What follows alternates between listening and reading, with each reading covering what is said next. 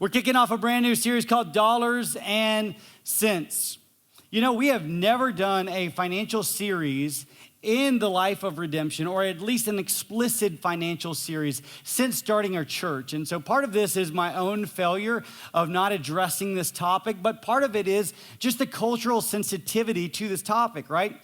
So when the church brings up money, I know automatically in a room there's tensions. Because what you're going to hear and what people often hear, because churches and pastors have abused this topic, is I want something from you. That's typically the filter and the lens in which we hear a money series. And so I just out of the gate want to be very clear about the series, the purpose, the intent of the series. Here's our heart. Our heart is managing money well. It's something we want for you, not from you. Managing money well is something we want for you, not from you. I'm blown away at the stats. When you look at some of the stats of financial management, you get a pretty clear picture that we are in a very dysfunctional state when it comes to handling our money well. Dave Ramsey, he wrote a book called Financial Peace Revisited, and this is some of the stats that he gives. He says 71% of people say that financial debt is making their home life unhappy. 57% of divorced couples said money fights were the primary reason they did not get along. 78% of people live paycheck to paycheck. Now, Dave Ramsey's not the only one that's figuring this out. Northwestern Mutual found that money was the dominant source of stress for 44% of Americans. So nearly 50% of Americans say the dominant source of stress in my life is money and finances. The American Psychological Association piggybacks off this idea, and they found that regardless of the economic climate, so whether we are in a season of feasting or famine economically, money and finances have remained the top stressor since our survey began in 2007. Part of it is just the sheer debt that many of us carry.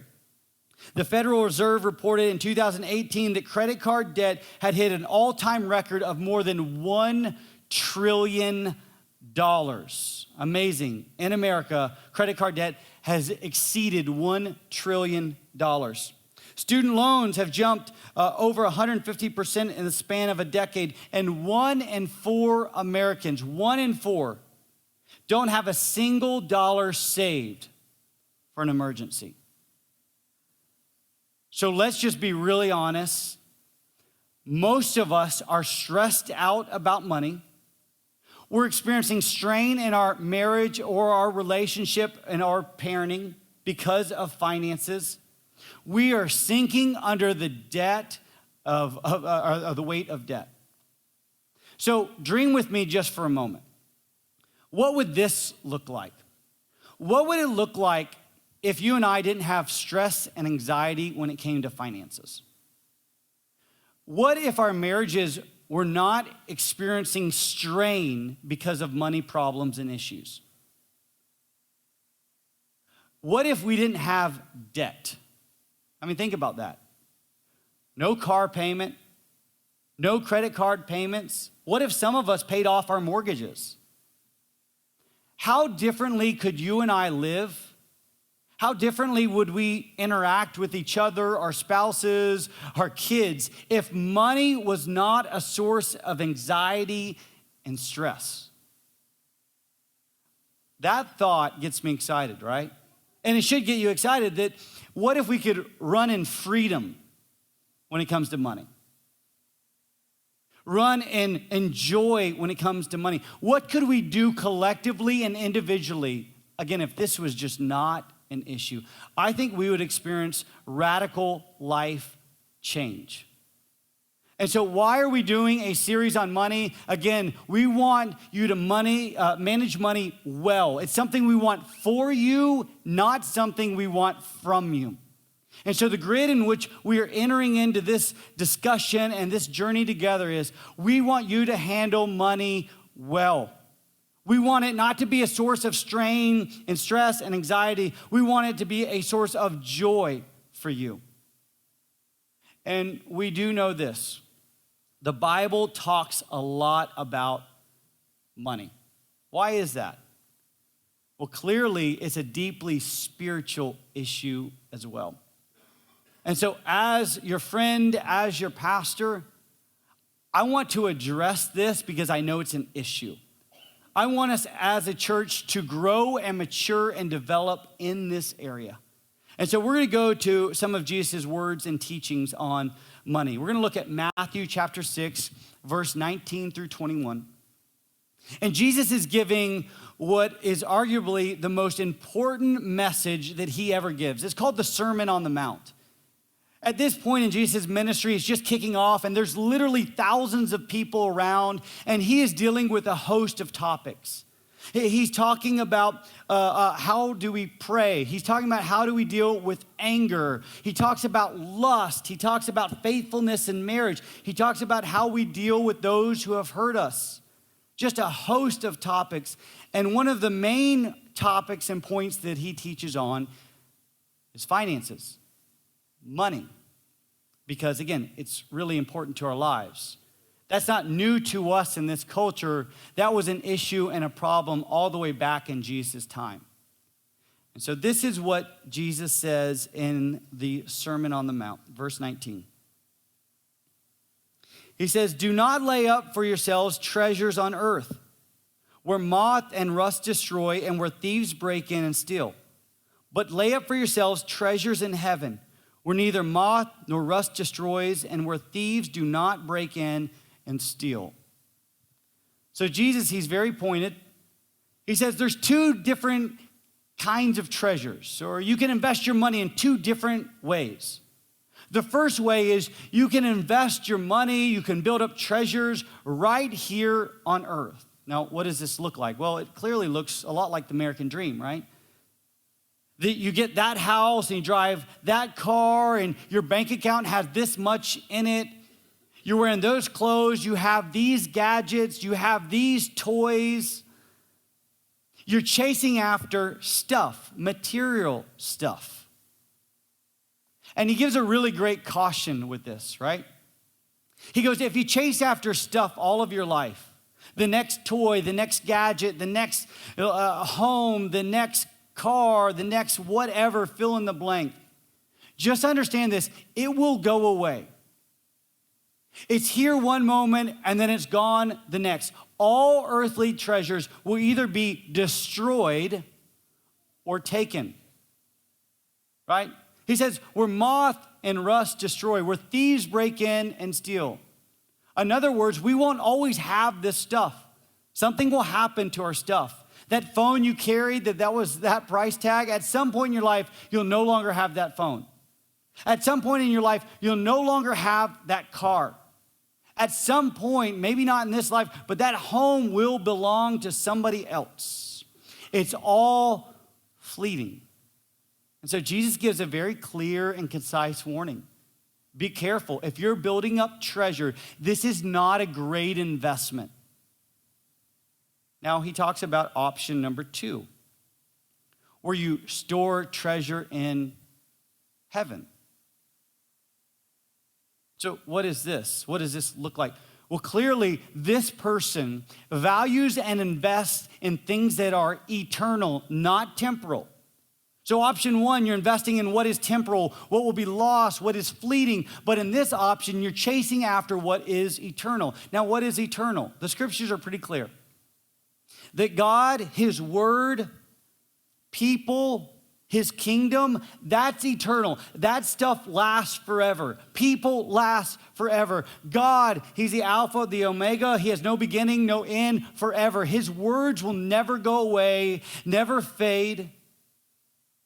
So the person who invests in treasures in heaven is consumed with what is eternal. Investing their lives in what is eternal. And he goes, here's the good news about this. Heavenly treasures, they are not destroyed and they are not taken. So when you invest and store up treasures in heaven, good news, moth, rust, they're not going to destroy it. There's no thief that can break in and steal. I love what Jim Elliot, he was a he was a missionary to an unreached people group in South America. And he says this. He said, "He is no fool who gives what he cannot keep to gain what he cannot lose." Let me say it this way. What if this summer you and your family plan an awesome vacation? You booked a beach house. And so you head over to the beach house, you get there, and you don't like the decorations, or you want something better. And so the moment you get there, your spouse looks at you and goes, "Hey, I'm gonna go down to Hobby Lobby. I wanna dress this up a little bit." So you go to Hobby Lobby and you buy wall art and you buy a new comforter for the bed. You decorate it out to your style and your preference. You would look at the person that did that and you would say, "Well, that's awfully silly. I mean, this is just a temporal residence. Why would you dress it up like this? Doesn't make any sense. It's not gonna be yours in a week from now. Somebody else is gonna move in." Seems like a really bad investment. Now think about maybe what you would call your forever home versus a beach house that you're staying at for a week. I mean, you want your kid's room, right? I mean, you dress it up and it reflects your child. Maybe something that they love. Maybe a character they love, right? You kind of settle. Women, you call this nesting, right? You create the nest for your family to grow and mature in. You could see how these are two very different investments. And Jesus goes, in the same way, you could invest in that which is temporal, treasures on earth. You could chase after stuff, but let me warn you, it's all gonna go away. Or you can chase in what is eternal, and it will never be destroyed. It will never be taken from you. It's always and forever. It's built on a solid foundation that never passes away and never fades. Now, on the surface, if you know anything about money or investment, you're like, all right, this is an easy choice. As an investor, I want the greatest return. I want what yields the most. So I look at this option, option one, storing treasures on earth. It doesn't yield anything. It all goes away. The yield is literally 0%. I get nothing back. But if I invest over here, the yield is infinite, right? It never goes away. I get more over here. So the smart, wise investment is heavenly treasures. Now, here's what's really difficult when it comes to money. And this is why today and next week, we are gonna lay a theological foundation and perspective for you and I to understand money. Because here's what I know. We're gonna launch like financial peace groups, and we're gonna talk about really pragmatic ways to manage our money. As this series goes on, I promise you, you'll have a new perspective, but you'll also have tools in your tool belt for like, how do I handle money? But we have to first lay a foundation, do the hard work of truly understanding what money is and what it isn't, how it affects us. And today we're digging deep when it comes to money. Because again, on the surface, it seems really simple. Okay, let's invest in what is eternal. Let's invest in what lasts. But why don't people really do that? Why is it so difficult? Some of you've heard this passage taught. You may even have it memorized. You've heard this before. But the struggle is real to actually live this out and flesh this out. Why is that? Jesus' next statement, his next statement is going to be a paradigm shifter for us understanding money. And it's going to begin to give us full disclosure on why it is so difficult. This is what he says. You ready for this? Verse 21. For where your treasure is, you ready for this? There your heart will be also. Wherever your treasure is, there's your heart. Now, in our culture, the heart, it's more of like an emotional epicenter. When we think about the heart, we're like, all right, well, that's, my heart can get sad, it can get happy, depending on the circumstances. I can grieve with my heart. I can experience joy with my heart, anger, frustration. That's the heart. But if you put yourself into a Jewish mindset, Jesus was a Jew. He was teaching other Jews, Middle Eastern folks of that day. So when he uses the word heart, he means so much more than just the emotional epicenter of us. See, in the Jewish mindset, the heart was so much more than just emotions. It certainly included emotions.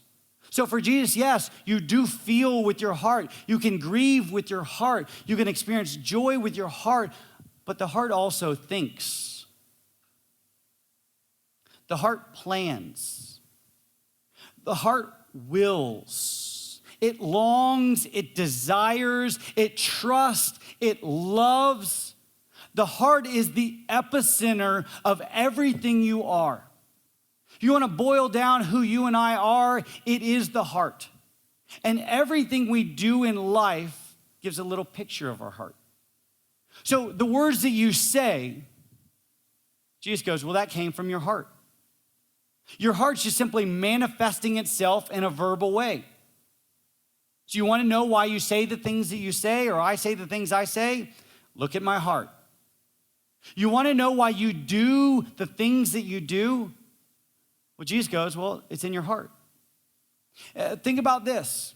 Our actions are simply the fruit of what we believe, what our heart's trusting in, what our heart's loving at any given moment.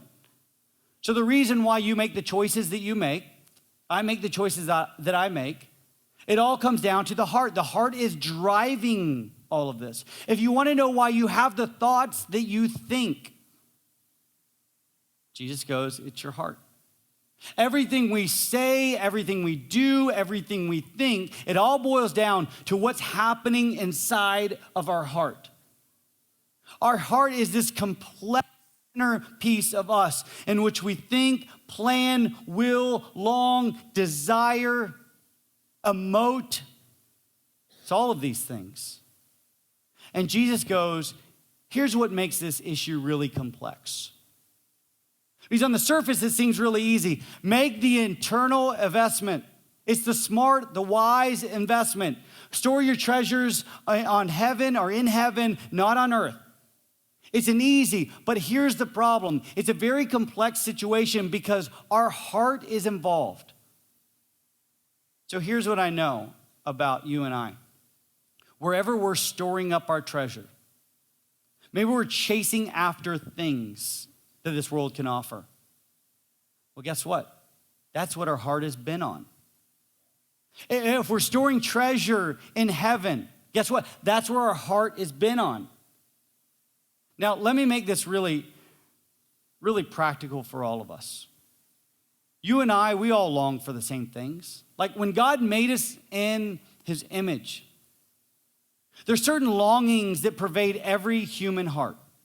All of us long for things like community. You know that to know and be known, that's just inherently what it means to be a human being. Why? Because God, he's in perfect harmony with himself, the Trinity. And so we bear his image, and so we desire community.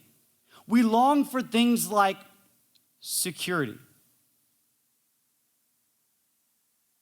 It's not wrong to want safety and security. You know that? That's part of the human experience. In a world that's broken, we want that safety and security. The problem is where we're finding the safety and security. Are we trying to find safety and security and how big my bank account is or the things that I have? Or am I finding my safety and security in Jesus? Comfort. All of us desire comfort. In a world that is broken and marred with sin, we desire comfort, to experience some kind of relief. And so a lot of people, they go through retail therapy thinking that's going to give me comfort. Like if I just buy this next thing, I'll have the relief that I'm looking for. And the Bible's quite clear that there's one refuge, and that is the Lord. Approval. It's inherent in every single one of us. We want to be loved and liked. You know that's not a bad thing? It's just a matter of where we're finding our approval. So some people, They want to show off all their gadgets, all their toys, their nice house, their fancy car, because they want others to go, wow, look at how successful you are. You've really figured this thing out. So they're chasing after approval through the means of accumulating treasure on earth, when true approval is only found in Jesus, right? That he earned the approval of the Father, the only approval that truly counts. So instead of finding that in Jesus, we're finding our approval in stuff. Do you see how this makes the issue of money a really complex topic? The heart is involved. And hear me on this. How you and I handle our money is a really great picture of how we're doing spiritually. A really great picture. John Piper, he says it this way. What our hands do with our money shows what our hearts are doing with God. I think we need to hear that again. What our hands do with our money shows what our hearts are doing with God. So you want a really good picture of where you're at spiritually? Look at where you're accumulating treasure. Is it on earth or is it in heaven? So I could give you all the tools you need to make good, wise financial investments, to manage your money well. But I've watched people literally go through financial peace and go through different kinds of sermon series like this, and they come out unchanged. Why? Their heart's left unchanged. So you can have all the tools you want, but if your heart is not chasing after the things of God, it doesn't matter what kind of tools you have. Some of you guys, I know you're car guys. I'm not really a car guy. But let's say you came over to my house and you're like, hey, I want to give you all the tools you need to fix this car up. Listen, not only do I not have I lack the understanding of how to change a flap, I don't know how to use your tools, and honestly, I don't care to use your tools, right? I just don't have the heart for it. I'm not into that kind of stuff, and it's okay. The tools are meaningless without my heart. But if I have a desire to understand something, to grow in some way, and you give me the tools, well, then we have a very different story. If there's a hunger, a longing inside of me to grow in some area, to learn in some area, and you're like, hey, here's the tools to do that. I mean, it's vastly different. So again, please hear me. Over the next 5 weeks, we're going to be talking about money and finances and being a good steward or good manager of our money. But at the end of the day, this is really a heart issue between me and you and the Lord. Jesus says, wherever your treasure is, there's your heart. You found it, and it's complex. So what do we do with this, kind of in this first week of this series? What do we do with this as some of you are going to begin, financial peace? Where do we go from here? Well, the first thing what we need to do is we need to identify where our treasure actually is. Where is our treasure exactly? I say this often, self-awareness is often like going and looking at ourselves in a carnival mirror. Like, right, you've been to the carnival, and you've got like a wavy mirror that you're trying to look at yourself in.